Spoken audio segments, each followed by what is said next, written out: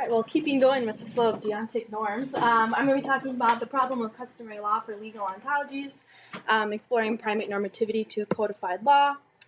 So the motivation of this paper stems from a paper that Dr. Smith and Dr. Zapert wrote that discusses that there appears to be three different types of normativity, and legal ontologies and social ontologies need to be able to deal with these three different types of normativity.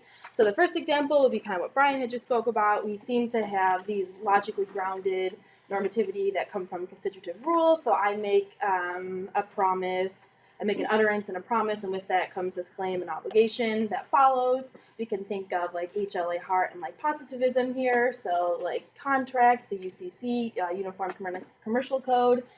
This seems to be the first set of normativity that we have. There seems to then be a second set of second type of normativity, which typically has been reserved for the discussion between legal positivism and natural law theory. And so this would be the I ought to respect my parents.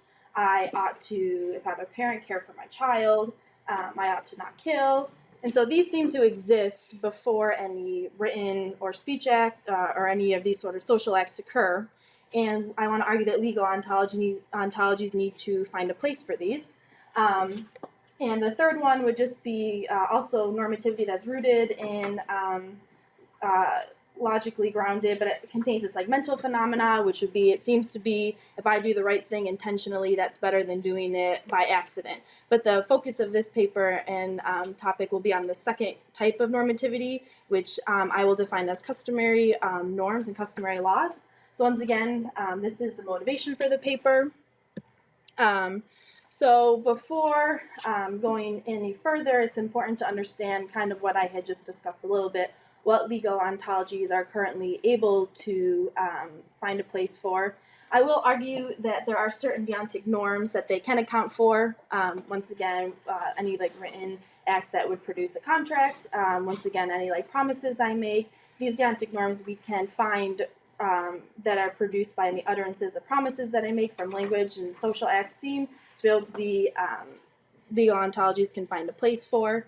What I will argue that legal ontologies have not been able to find a place for are these customary norms, which again is the second type of normativity that Dr. Smith wrote about in his paper. So this is how I've defined a deontic norm. So their creation cannot be accounted for by speech and document act theories. So once again, it appears that I have some obligation not to kill someone, or I have an obligation to, if I'm a mother, like care for my child, or I should respect my parents, regardless of if this is spoken, if I make any promises, whether this is like codified in some law. And so once again, the debate typically for this has just been between legal positivism and customary law, or excuse me, legal positivism and natural law theory. And I want to avoid having to go into either of those. So natural law theory would say, hey, it's just like inherent because I'm a human. And so these could like give rise to like brute facts, like just because I'm a Homo sapien, I have these inherent like obligations. And so that might not be very satisfactory. And legal positivism would say, well, I shouldn't kill because like man made this law. But that's not maybe satisfactory because like I'm going to try to motivate here. It seems to be that we have this obligation before man made any law. So that's why I don't really find natural law, or in this case, legal positivism satisfactory. So we're going to try to take a different approach with this.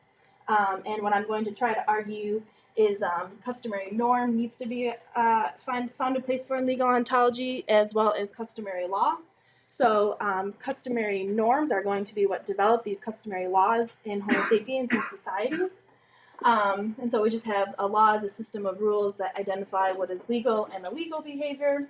So legal would be what is permitted by the law. Illegal would be what is forbidden by the law.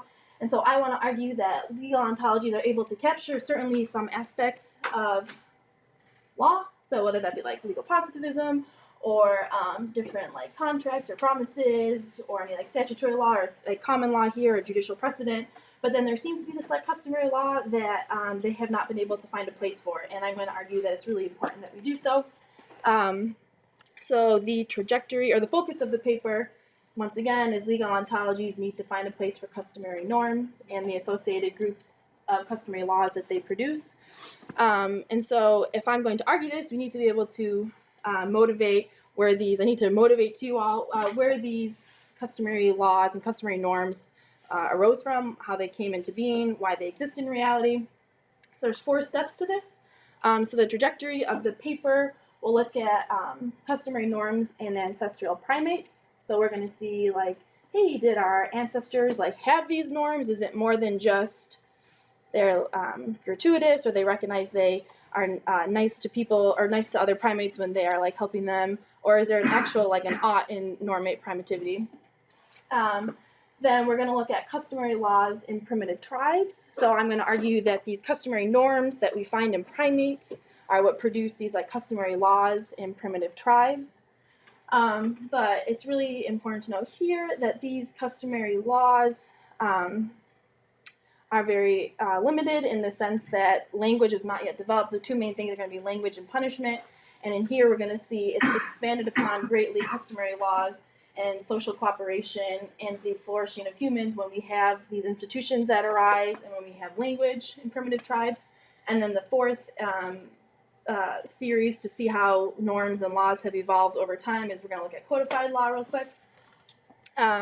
So for step 1, customary norms in primates, I'm going to try to motivate that we do see that there is normativity and oughts in the primitive and primate in our primate ancestors.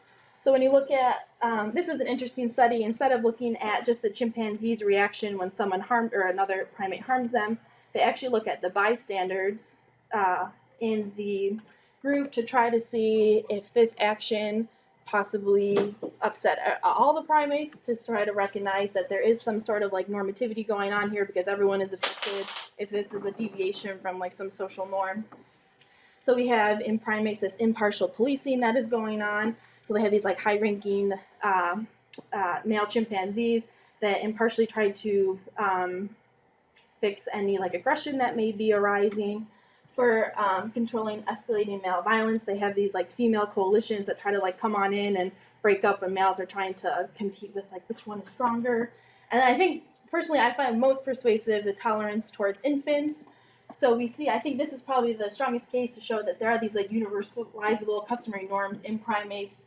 So like time after time, there's a whole bunch of studies which show mother chimpanzees living in like with certain other chimpanzees for years and years and years and has working relationships with them, and then one tries to come way too close to her baby, and the lesson is like, you don't go and hurt mama's baby, and she reacts very, very harshly, and there seems to be a very innate sort of tolerance towards infants that's understood in other infants because they can see how adults act. So it is universally known that you just don't mess with babies.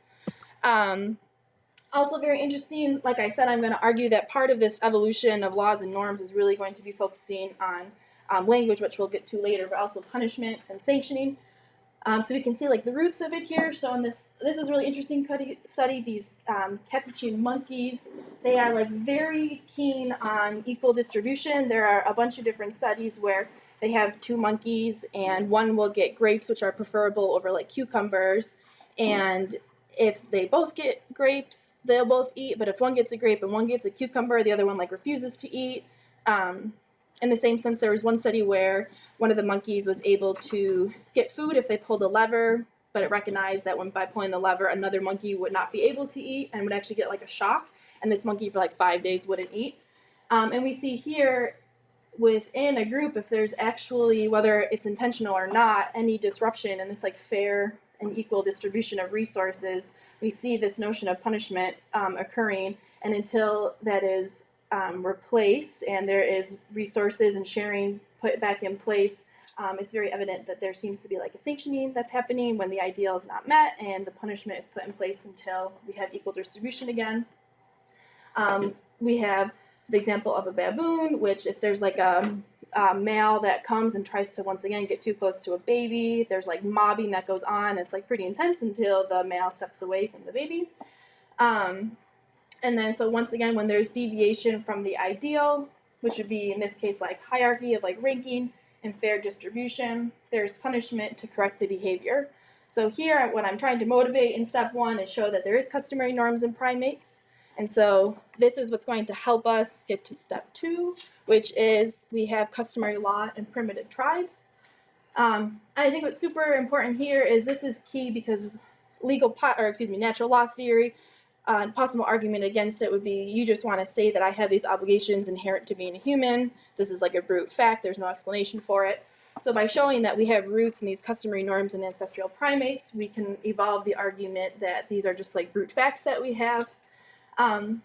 And I'll argue that customary norms in primates developed this customary law. And so to show this, we'll look at the Yanomamo tribe in the Amazon rainforest. And these are the three areas that are really important to focus on that are going to be in distinction with step 3. So we have these customary norms. They developed into customary laws in primitive, ancestral tribes.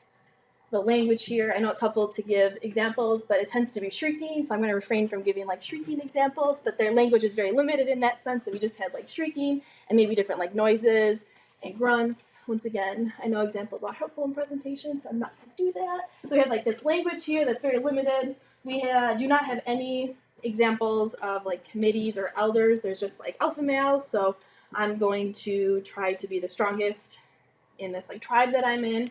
These are who the women are attracted to, so this produces making sure that there will be a continuing development of offspring, because this is who the women will mate with in order to continue the community. And what's also very noticeable is punishment here. So the punishment is not going to be because there's a deviation of a norm. It just would be punishment that if I'm an alpha male and you've offended me because you're trying to threaten my alpha male, then I'm gonna punish you if I feel threatened. So it's not a deviation that we're getting into. We can see the roots of punishment still continuing. It's thread through all of this, but it's going to be in sharp distinction to step 3. So once again, we see language, which would just be shrieking and different noises. We don't have any institutional arrangements, and then we have punishment. But most importantly to notice is that these customary norms have developed into customary laws and just customary law in primitive tribes.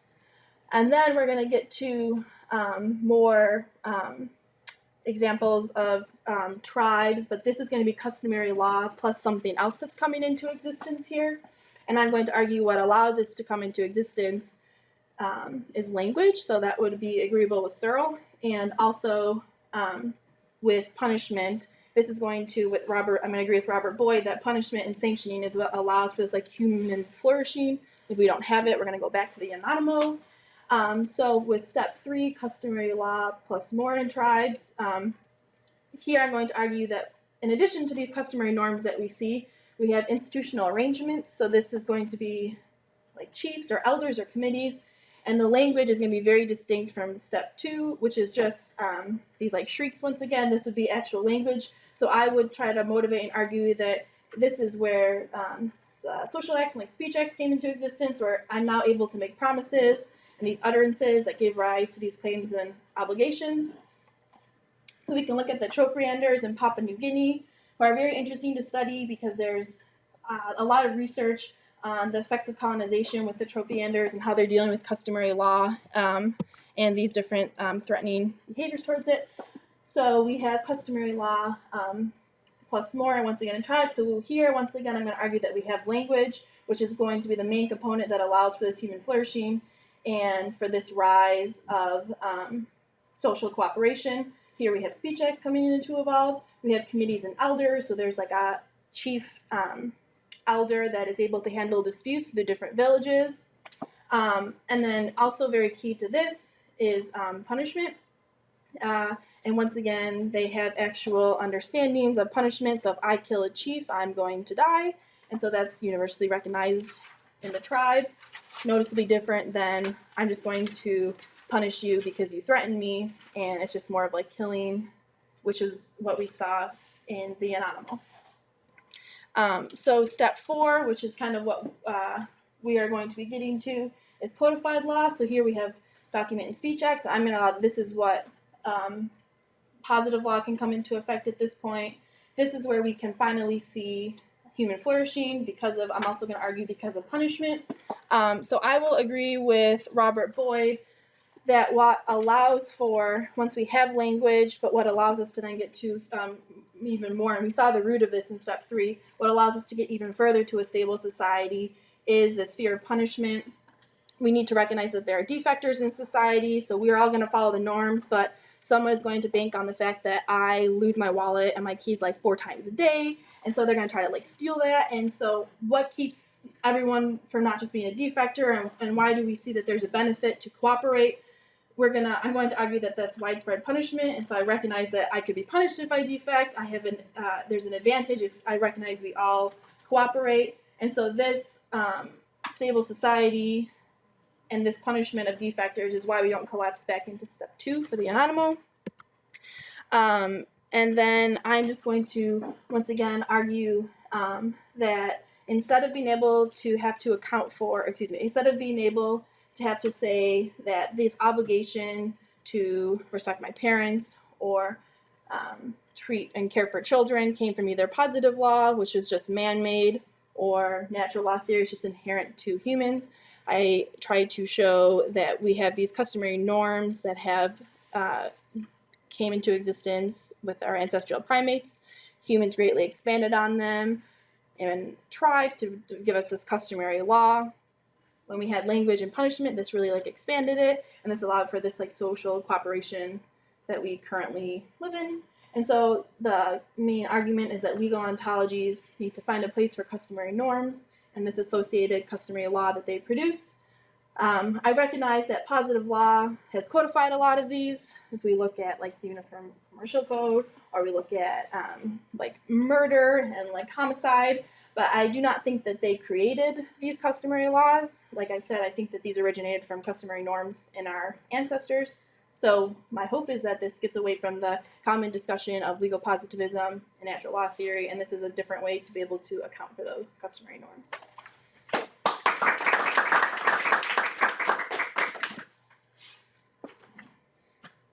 So I want to talk to you more about ontology of law, because this is a big and growing field, and I'm interested in it. So I think there's a story that you want to tell, an evolutionary story about how these customary norms came to develop. But there are ways that Barry's been trying to lay out some scaffolding for how to do that. So we're trying. There are some things that I'm not sure what you mean. Sure. So, for instance, I don't know what a customary law is, and then I also wanted to scare you a little bit about some of the ways in which you were drawing your argument. Sure. So the Yanomamo. Yes. They had a book written about them by an ethnographer named Napoleon Chagnon, who you might be pulling from, and he really had a philosophical axe to grind. And so he came in and said, Rousseau's noble people in the forest, they're evil, they're awful, they beat their wives and they're horrible. And it made a big splash on the community of anthropologists. But since then, lots of people have gone back and they've done ethnographies of the Yanomamo, and they kind of hated this guy and they didn't like him, and he didn't really do a good job of characterizing their tribe, and so he's been really criticized. Even though I still see the philosophical community constantly pick up his work. I think that there's been another iteration. People went back and tested the results of the people who criticized Danielle. Now he is once more, it seems, vindicated. Okay, so I've been overruled. But in any case, anyway, it bears some checking. I appreciate that. I think there might be other sources of information you could look to for your general thesis, like Steven Pinker's new book, where he argues that rates of violence drop when civilization grows. I think that would be a better way of doing it, rather than beating up on the poor Yanomamo again. Okay. So that might be a place to look. But could you say what you take the difference between customary norms and customary laws to be? Right, so I want to say that customary norms are what we see in primates, and so the example would be like caring for an infant, and so these are norms that society recognizes are how I ought to behave, and I want to try to argue that humans expanded on this, and these are what created customary law by this like evolution process, that's what the root is customary norms, then are the what create customary laws. So customary laws would be how this society recognizes they ought to behave, but it can occur before there are like written documents and before there are speech acts. Well, why doesn't the society then have customary norms? I would argue that they also do have customary norms as well within the society, but I would argue that customary law would be distinct to Homo sapiens, and I can't apply that back to primates. But I do think that there are customary norms within. But these laws aren't written down, right? Correct, and that would be distinguished from. I don't see how that's distinguished from norms, then. Okay, Because norms aren't written so down either. So. yeah, so I think maybe, and that's very helpful. I think when I define law here, I think a customary norm would just be so it's sort of like deontic norm that brings like an obligation, and that might not necessarily be what is legal or illegal behavior. So what is permitted by the law and what is forbidden. So it might be like frowned upon, I think, but I would argue that customary laws are a little bit stronger than a customary norm.